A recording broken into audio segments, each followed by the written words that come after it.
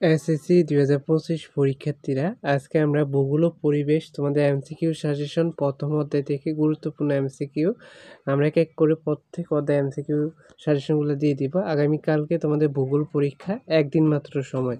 তো দেখো, 1 নাম্বারটা, ব্যবসা ভূগোলের কোন শাখায় আলোচিত হয়? উত্তর হবে অর্থনৈতিক ভূগোল। তারপরে 2 নাম্বারটা, সর্বপ্রথম জিওগ্রাফি শব্দটি কে ব্যবহার করেন?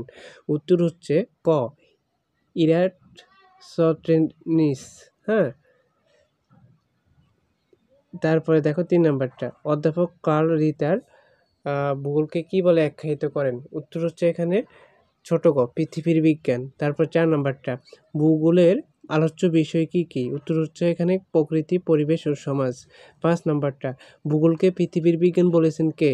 উত্তর হচ্ছে কার্ল রিটার। হ্যাঁ, তারপরে 6 নাম্বারটা, পৃথিবী আমাদের, এখানে উত্তর হবে বাসভূমি। তারপরে দেখো 7 নাম্বারটা, ভূগোল হলো প্রকৃতির সঙ্গে সম্পর্কিত বিজ্ঞান। উক্তিটি কে করেছেন? এখানে দেখো উত্তরটা হবে তোমাদের এখানে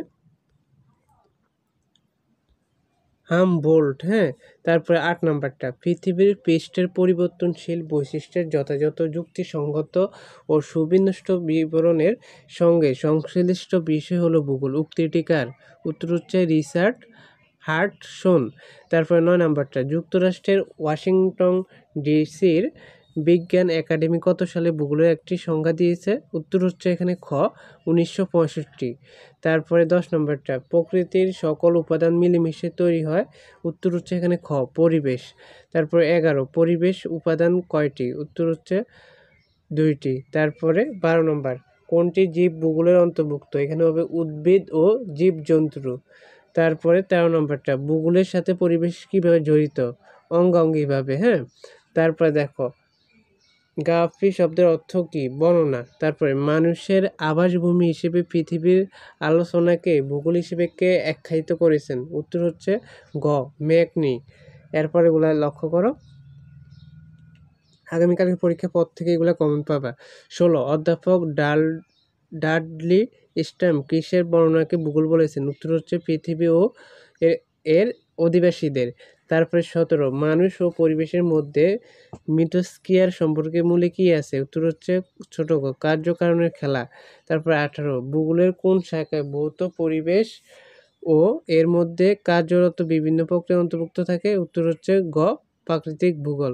19 নম্বরটা, মানুষের আবাসভূমি হিসেবে পৃথিবীর বর্ণনাকে কি বলা হয়? উত্তর হবে ভূগোল। তারপরে 20, ইংরেজি কোন শব্দ থেকে ভূগোল শব্দটি এসেছে? জিওগ্রাফি। তারপরে ইরাটোস্থেনিস কোন দেশের ভূগোলবিদ ছিলেন? উত্তর হচ্ছে ঘ, গ্রিসের। তারপরে হচ্ছে প্রাচীন গ্রিসের ভূগোলবিদ কে ছিলেন? উত্তর হচ্ছে ইরাটোস্থেনিস। তারপরে জিও শব্দ অর্থ ভূ। তারপরে এখানে দেখো, পৃথিবীর বায়ুমণ্ডল ও বায়ুমণ্ডল ও জলবায়ু ভূগোলের কোন শাখা আলোচিত হয়? উত্তর হচ্ছে প্রাকৃতিক ভূগোল। তো প্রথমত থেকে এমসিকিউ গুলা পড়লে তোমরা প্রত্যেকে কমেন্ট পেয়ে যাবা। আমরা এক এক করে প্রত্যেক অধ্যায়ের এমসিকিউ গুলা সাজেশন দিয়ে দিব, তাই প্রত্যেকে চ্যানেলটি সাবস্ক্রাইব করে রাখো। ধন্যবাদ সবাইকে, আল্লাহ হাফেজ।